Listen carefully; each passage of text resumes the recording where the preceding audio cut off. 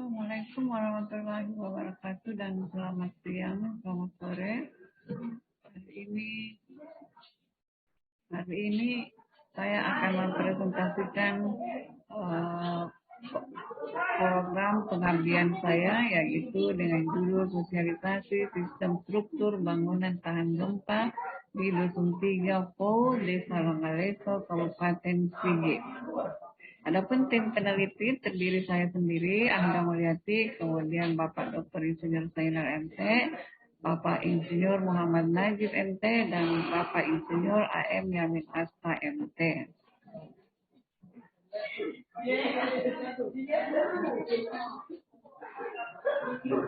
Kemudian apa sih sebenarnya yang dimaksudkan dengan gempa bumi?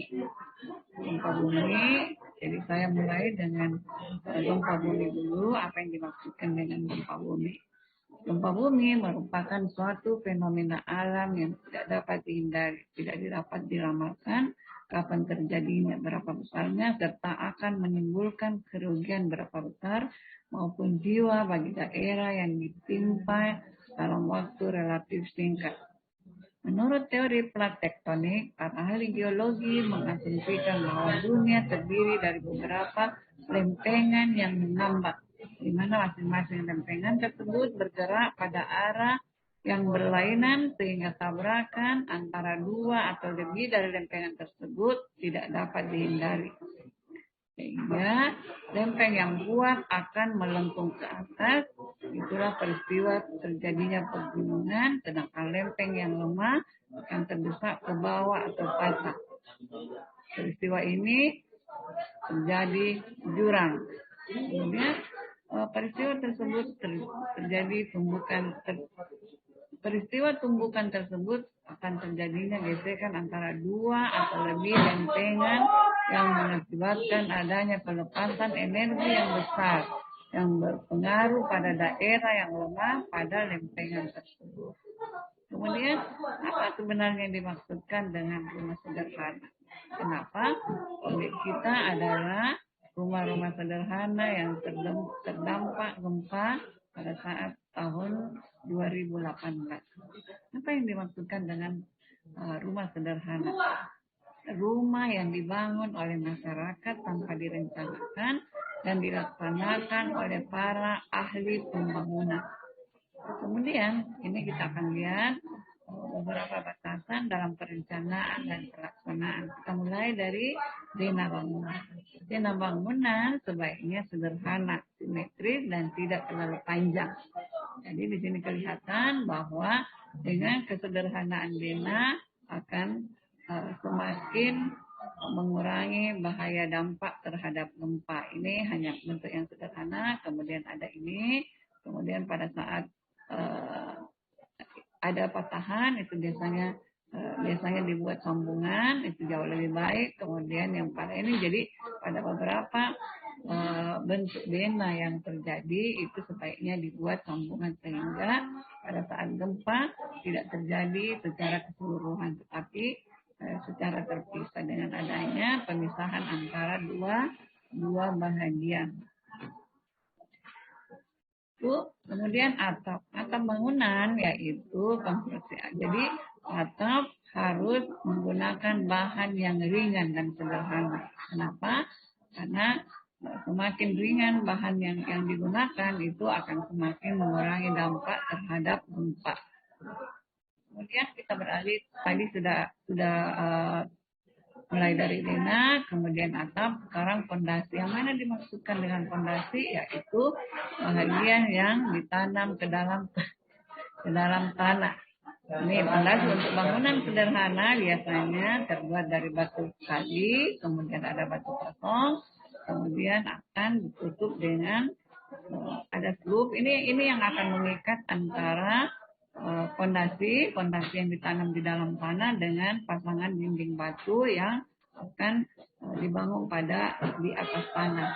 Ini ikatannya, sehingga dengan adanya sloop semakin memperkuat ikatan antara bahagian bawah yang tertanam di dalam tanah, kemudian bahagian dinding yang terdapat di atas tanah tentunya.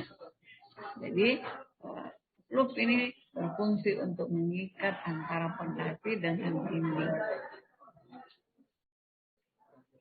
Kemudian untuk pemikul beton, biasanya ini ada pada bagian kolom, itu antara pertemuan antara dinding dengan dinding, sehingga tentunya ada kolom. Ini akan diperkuat dengan tulangan yang ada di situ. Kemudian dia akan jadi beban yang ada mulai dari atap akan turun ke kolom dan seterusnya ke slab dan akan disalurkan ke bawah ke dalam tanah melalui fondasi.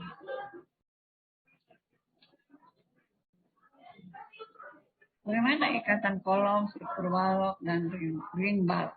Nah, ini sangat penting dalam kaitannya dengan mengurangi bencana terhadap gempa. Jadi di sini kelihatan bagaimana ikatan antara balok slab, balok kolom, balok dinding, kemudian dengan antara balok. Jika ini ada boarding, ini sebenarnya harus di sini, tetapi jika itu tidak, jika itu hanya dinding dan dinding yang lain, itu biasanya dengan bangunan sederhana, itu ikatannya adalah di sini. Kemudian bagian ini itu adalah ini bagian ring bulk, kemudian ini adalah dinding bata, kemudian ini pada bagian bawah itu biasanya ini adalah pengikat antara, biasanya ini slab, kemudian ini kolom, kemudian nanti akan diikat oleh besi-besi yang modelnya seperti ini. Jadi selalu ada ikatan antara slab, kemudian dengan ring bulk, kemudian dengan kolom beton. Kemudian pemilihan bahan, biasanya memang untuk bangunan-bangunan sederhana itu biasanya menggunakan bahan-bahan yang juga sangat sederhana dengan campuran yang juga tentunya memenuhi syarat, yaitu 1 semen, 2 pasir, dan 3 kerikil. Itulah yang akhirnya dapat dikatakan bahwa bahan ini sangat bisa memikul beban jika itu bangunan yang sederhana. Itu cukup dengan campuran yang seperti ini. Jadi untuk sampai dinding, kolom, luar dan seterusnya itu cukup dengan material yang seperti ini. Kemudian kita tambahkan bagaimana sebenarnya konsep bangunan tahan gempa. Ini penting karena sebenarnya sosialisasi kami itu adalah bagaimana memberikan pemahaman kepada masyarakat tentang konsep bangunan tahan gempa. Ini akan kelihatan, kami akan berikan beberapa alternatif bagaimana sebetulnya membuat dena atau rencana bangunan sebuah bangunan yang sederhana. Jadi ini tadi kalau jika bangunannya itu cukup panjang, itu biasanya kita lebih aman membuat 2 bagian. Pada saat gempa, tidak keseluruhan bangunan itu akan mengalami retak atau mengalami hancur atau mengalami penurunan. Tetapi jika kita buat dengan beberapa potongan, beberapa bagian, itu akhirnya bisa terpisah. Begitu pula jika modelnya yang seperti ini, model R atau model U, itu dibuat beberapa bagian sehingga pada saat terjadinya gempa itu hanya beberapa bagian yang mengalami tetapi tidak secara keseluruhan. Itu pada dena. Kemudian bagaimana sih sebenarnya konsep bangunan tahan gempa? Tadi kita sudah jelaskan bagaimana kaitan antara ring bulk, kolom, dan slab. Kemudian bagaimana posisinya pada bagian dinding bangunan. Ini yang masuk. Ini kolom, kemudian ini slab, kemudian ini yang masuk. Ini kaitan-kaitan yang akan masuk ke dalam fondasi. Begitulah pada saat dia pada bagian atas. Di sini akan ada rimba, kemudian pada bagian atas ini kuda-kuda atap itu akan berdiri di atas rimba yang tadi sudah dibuat. Jadi ini ikatan, ini seperti ikatannya, bagaimana ikatannya pada saat dia di atas atap. Kemudian bagaimana konsep bangunan tahan gempa? Di sini sama dengan yang tadi sudah dijelaskan. Ini bangunan yang sangat sederhana. Ini contohnya karena pada umumnya yang terdampak kemarin yang ada di Langgaliso itu bangunan yang masih sederhana, sehingga di sini kita pun akan memberikan contoh-contoh yang tentunya bangunan sederhana, mulai dari dena yang hanya tipe 36, kemudian struktur rangka yang juga menggunakan bahan-bahan yang ringan. Ini atap, kemudian strukturnya pun juga tidak terlalu berat. Kemudian fondasi, karena ini bangunan sederhana, fondasinya tentunya masih batu kali, kemudian akan dilengkapi dengan fluk, rimba, dengan kolom. Itu yang penting. Kemudian bagaimana pula ini kaitan dengan penulangan betonnya. Ini ada beberapa, bagaimana kaitannya dengan struktur atap. Ini jika ini atapnya, ini bagaimana rimbalnya, ini kemudian ikatan antara puncak atap dengan kemudian bagaimana ikatannya dengan fondasi. Jadi memang di sini sangat disarankan kalau ada ikatan 3 antara blok, kemudian kolom, kemudian ada rimbal. Rimbal inilah yang akan meneruskan beban dari atap ke dalam tanah, ke dalam fondasi.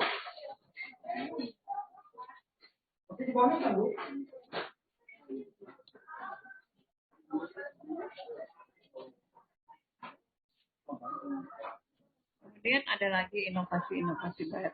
Biasanya ini inovasi baru itu biasanya jika kita sudah membuat beberapa bagian bentukan-bentukan baru. Jadi bagaimana inovasi ini bergerak? Jadi ini hanya gambaran tadi seperti yang kita sudah jelaskan, ada ikatan antara rimba kolom dengan blok. Ini kemudian bagaimana dengan penggunaan bahan ini, bukan batu bata tapi beberapa bahan bangunan, bahan dinding yang tentunya sudah menggunakan kerangka yang sudah digunakan dengan partikel-partikel yang sudah dibuat partisi. Ini salah satu penggunaan bahan yang tentunya merupakan inovasi baru dari beberapa bahan yang bisa dimanfaatkan. Tentunya ini sangat bermanfaat untuk bangunan-bangunan yang dengan bahan yang ringan, dengan kualitas yang tidak terlalu mahal. Tentunya kualitasnya bisa dijamin bahwa ini baik, sesuai dengan persyaratan, itu sehingga memenuhi syarat untuk digunakan pada bangunan-bangunan yang tentunya tidak memerlukan konsep struktur yang berat. Ini beberapa bangunan yang sebetulnya bisa dijadikan contoh bahwa dia tahan gempa, bagaimana ikatan antara balok-balok kayu, kolom kayu, kemudian dia hanya berdiri di atas fondasi 4, tapi dia cukup bertahan terhadap gempa. Ini rumah lokal yang tentunya bisa dijadikan contoh bagaimana kaitan antara kolom kayu, kemudian ini fondasi 4, kemudian juga begitu banyak balok-balok kayu yang tentunya dengan ikatan-ikatan yang seperti ini itu dianggap memenuhi syarat untuk tidak menjadi beban pada saat terjadinya gempa, dan dia pengertian terhadap beberapa goyangan. Ini karena adanya ikatan-ikatan baik pada masing-masing kolom dengan balok lantai, sehingga ini dianggap sangat bisa memenuhi syarat sebagai bangunan yang tahan gempa. Kemudian untuk bangunan yang permanen, yang berlantai kurang lebih 3 sampai ini diizinkan untuk daerah gempa itu maksimal 3 sampai 4 lantai. Tapi jika di atas untuk daerah Palu sebetulnya itu kurang memenuhi syarat. Kenapa? tanah di Kota Palu ini sangat labil sehingga mudah terjadi goyangan. Nah, tetapi pada saat kita membangun itu boleh ini salah satu cara bagaimana memberikan bantalan karet pada bahagian sebelum pondasi. Jadi diberi bantalan karet sehingga pada saat terjadi goyangan itu ini yang berfungsi, bantalan karet ini berfungsi. Ini hanya contoh, ini kemudian ada ikatan. Jadi selalu jika ada penguatan dengan ini itu biasanya sangat aman terhadap beberapa goyangan dengan skala yang tapi memang tidak disarankan untuk bangunan di atas 4 lantai. Untuk Kota Palu sangat disarankan tidak di atas 4 lantai karena itu sangat berbahaya dengan kondisi tanah yang sangat labil di Kota Palu. Ini hanya salah satu sistem pengikat-pengikat yang membuat sebenarnya bangunan berlantai pun itu bisa menjadi aman. Saya kira itu pemaparan kami dari tim kami, mudah-mudahan bermanfaat untuk masyarakat Dusun 3, khususnya Dusun 3 Langaleso. Dan semoga tambahan pengetahuan ini bisa digunakan oleh masyarakat untuk tentunya jika terjadi lagi hanya sekedar sharing ilmu, mudah-mudahan bermanfaat bagi masyarakat Dusun 3 Palu dalam menghadapi bencana-bencana yang tentunya kita tidak bisa prediksi pada saat yang akan datang. Saya kira itu. Sekian dan terima kasih. Wassalamualaikum warahmatullahi wabarakatuh.